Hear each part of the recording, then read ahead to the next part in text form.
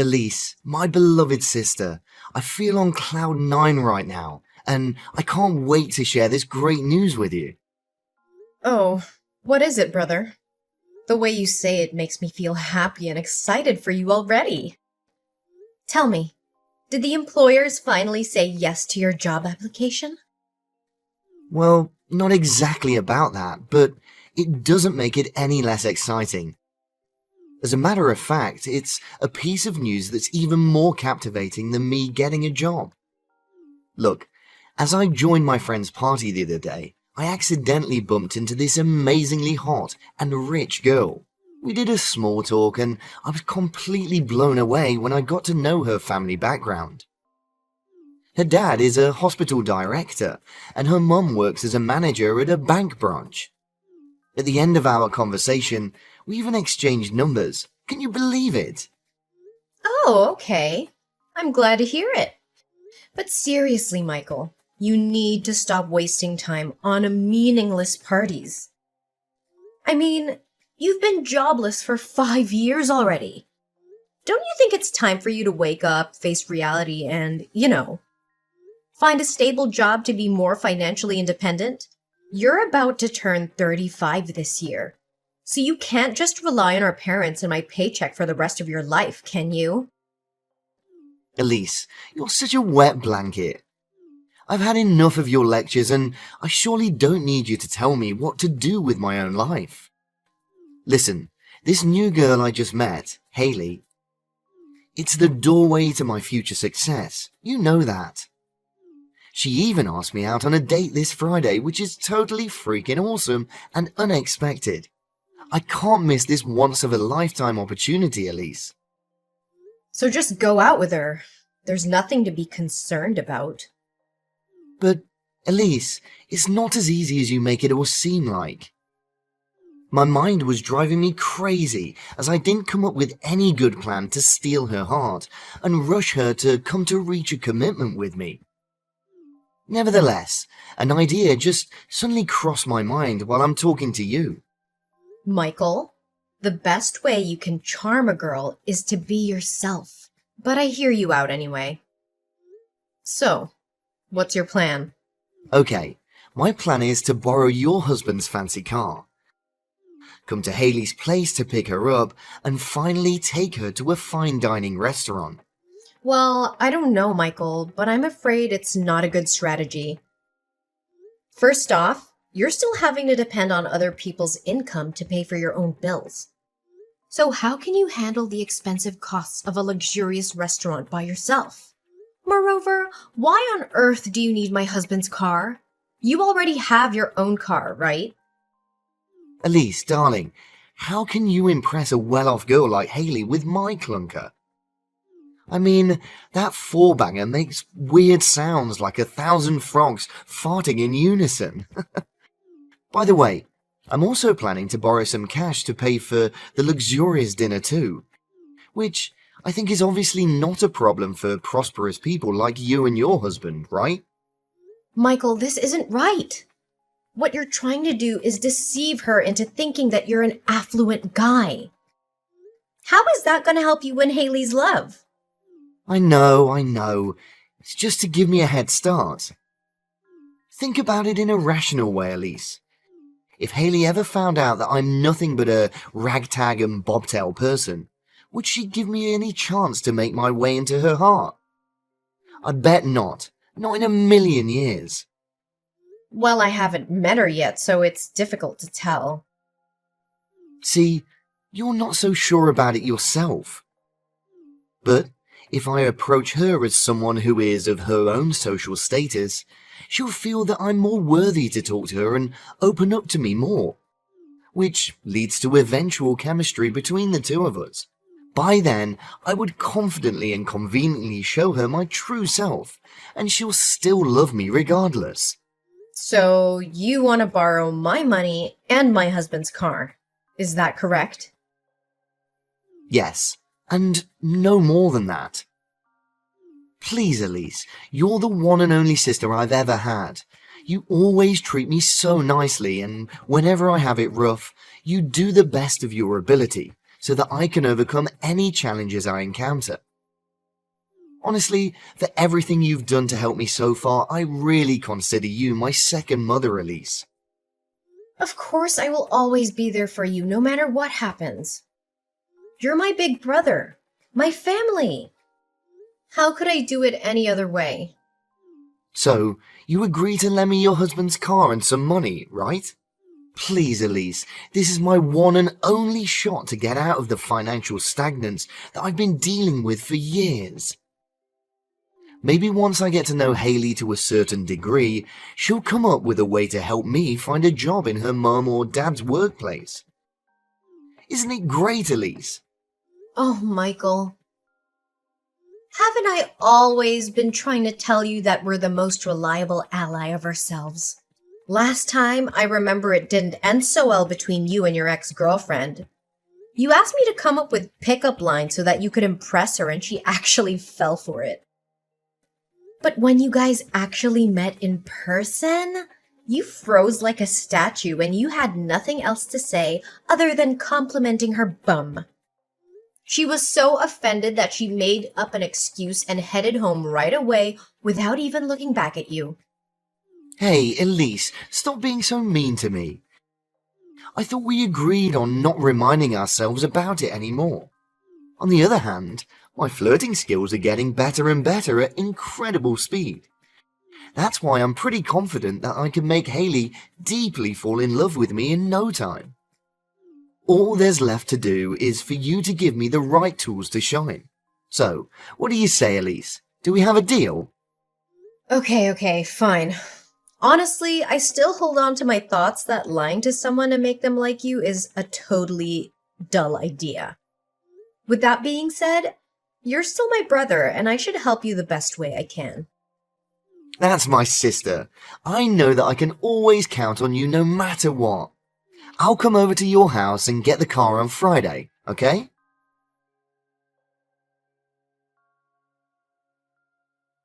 Hey, Michael, what happened to my husband's car? I can't even recognize it anymore. It's a complete mess now. What do you mean? The car still looks fine. Well, I hit a lamppost and the car took some minor scratches, but nothing more serious than that. What? You call these minor scratches? The front windshield is completely broken in pieces. The front bumper is totally crushed, and the rear view mirror is nowhere to be found. What is this all about, Michael? Easy, Elise. Don't raise your voice to your own brother like that. I mean, maybe I exceeded the speed limit a little and got the car to endure some damages. But it was just because I was over the moon when Hayley agreed to go on another date. She even praised how good-looking and well-dressed I was. Another thing I can say with confidence that my flirting techniques definitely knocked her off her feet. Oh, I'm so glad that the $5,000 suit you borrowed from my husband actually fit you well. Now back to our main topic. What are you gonna do to compensate for my husband's car? Compensate? What are you talking about, Elise? We're family, right? Don't say to me that you're hard-hearted enough to make your own brother pay for the damaged car, aren't you? Michael, you insisted on borrowing my husband's car, and it's your duty to return it to my husband in one piece. You can't just rely on the fact that we're family members to conveniently shake off your responsibility. I know, Elise, I know. But I just couldn't imagine that a Porsche Cayman would be so difficult to control. Fortunately, the little accident happened after I drove Hayley home, or else I would be in deep trouble. Yeah, good for you. Again, what course of action are you gonna take to help my husband fix his car? Did you know that my husband spent nearly $150,000 for that car? Geez, relax, Elise. Your husband's nickels and dimes are nothing compared to what I'm going to gain from Hayley's family. In fact, I'll be able to pay you guys back for your stupid car soon enough. So please stop nagging at me, okay? You're incredibly ungrateful, Michael. After finally getting your hands on what you want, You decided to turn your back on me and Asher, right? Oh, come on, Elise. Don't always exaggerate everything like that. I was just so pissed off to hear you complain non-stop about Ash's car. I'm sorry, okay? By the way, I heard Mum said that your whole family's going on a vacation next week, right? Yeah. We will be traveling to Italy next week because my husband was granted some days off. How long are you going to stay there? Well, no more than 5 days. But why all of a sudden are you interested in my family's vacation? Well, I was just wondering if you need anyone to look after your house. I mean, it's a grand villa with a lot of expensive furniture. It would be careless if you just leave the house unattended while you're away, right? Did you know that my neighbor's house was broken into yesterday? The thief stole all of their precious jewels. According to the police, the estimated loss could cover up to over $85,000. Really? I haven't heard about it, but we didn't intend to leave the house unoccupied. I look up on the internet and hire a house sitter. What? A house sitter? Are you seriously going to let strangers come into your house? That doesn't make any sense. So, what do you suggest, Michael? Well, as your older brother, I want to help you save some time and money finding a house sitter by taking care of the house on your behalf. Do you really mean it, Michael? Of course I do. I always have to take responsibility for what I did to Asher's car. You can consider this as an act of compensation. You're welcome. No need to thank me. Michael, where are you? Michael! Answer me now! Oh, hey Elise. Have you already come back from your trip? Tell me, did you have a great time? I bet you did. I mean, if spending your husband's big money without having to lift a finger isn't the easiest thing in the world, then I don't have a clue what is. You know what? I am not amused by your mocking tone at all. How dare you ask me such a question? Yes, I was having the best time of my life until I got home and saw this disaster in my house. What have you done to our house, Michael? Well, I wouldn't say it's a disaster. I mean, the doormat was covered in some mud, the curtain rod did break and cause the curtains to fall out of the wall. Some of the paintings have holes on it. What else?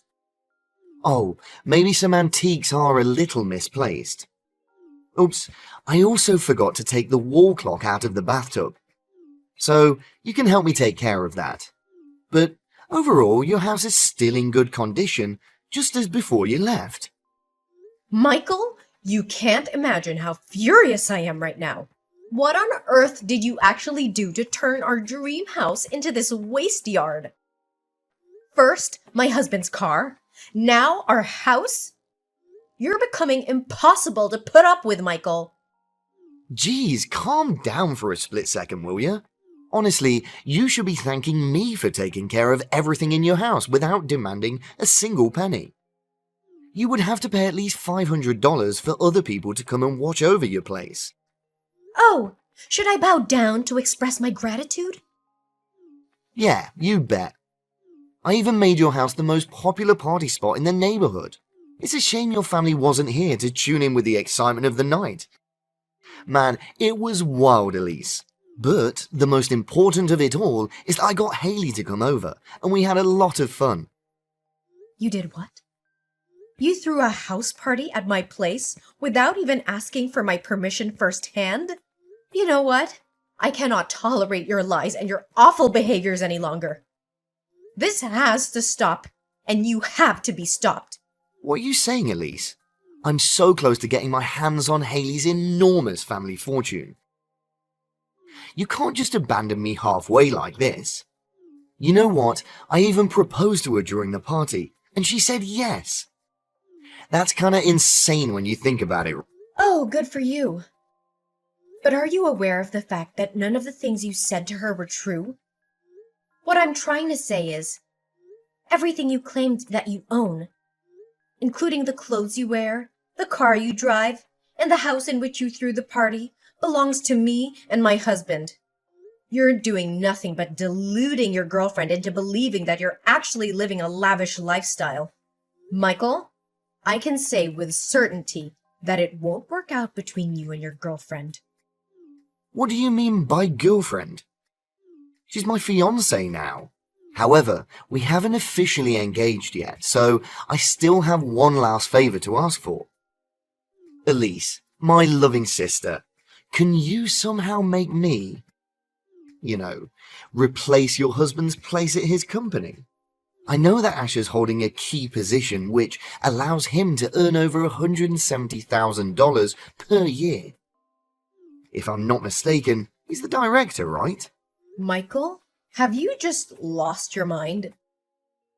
How can you come up with such a ridiculous proposal?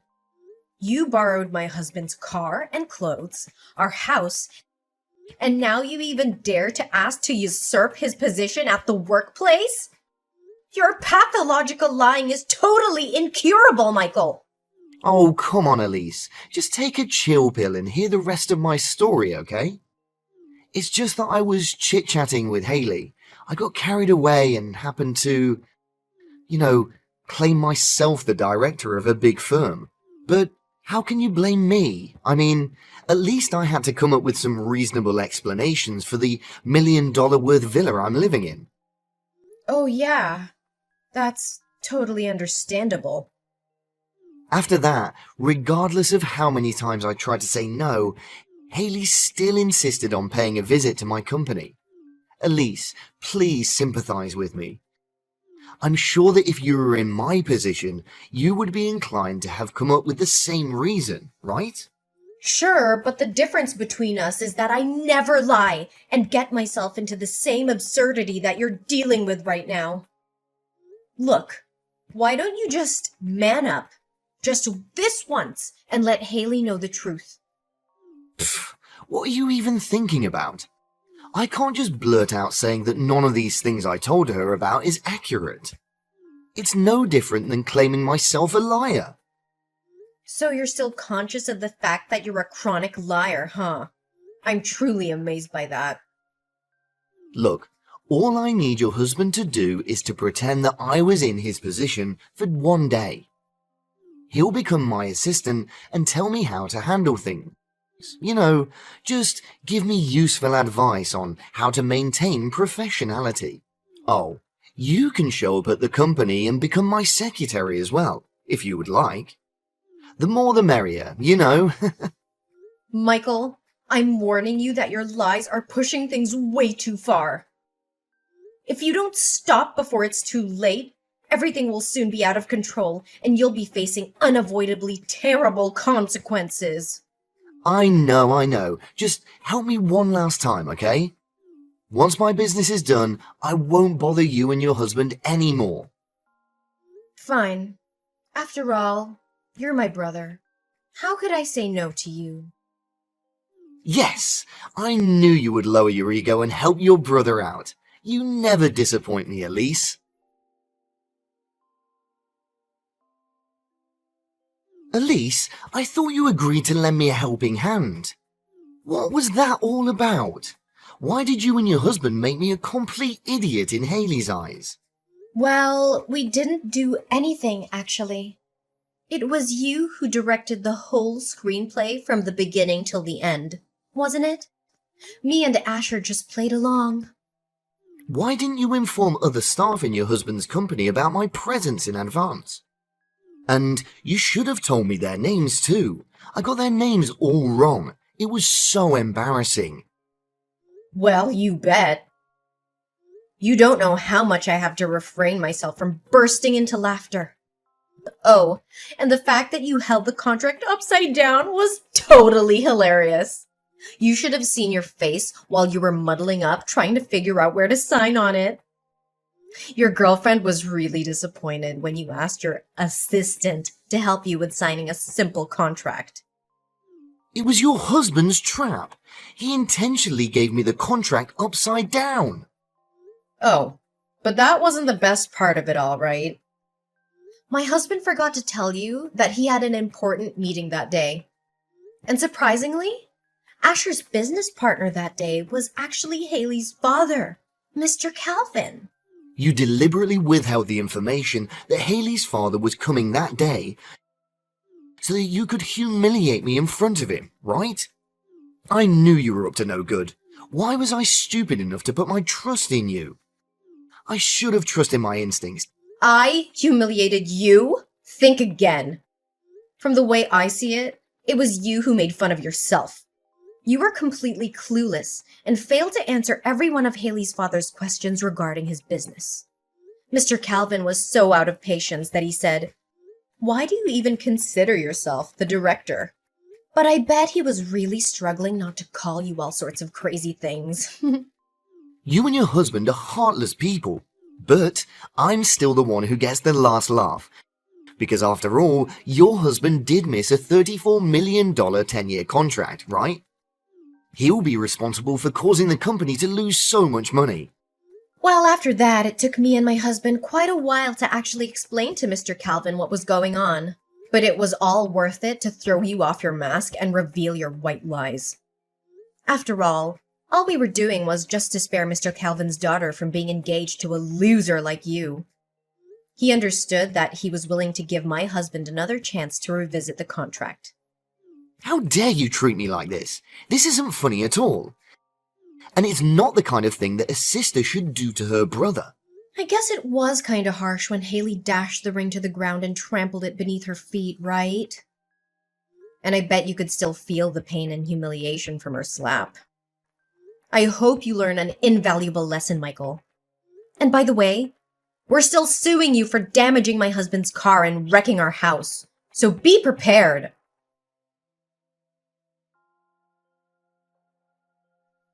My brother's lies were finally exposed, and he was forced to take responsibility for his actions.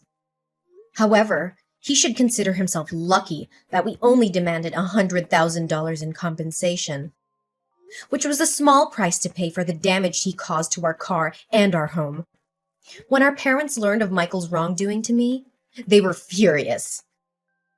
They immediately cut him off financially and kicked him out of the house. Michael was forced to rent a small house nearby, and he still struggled to build a career on his own.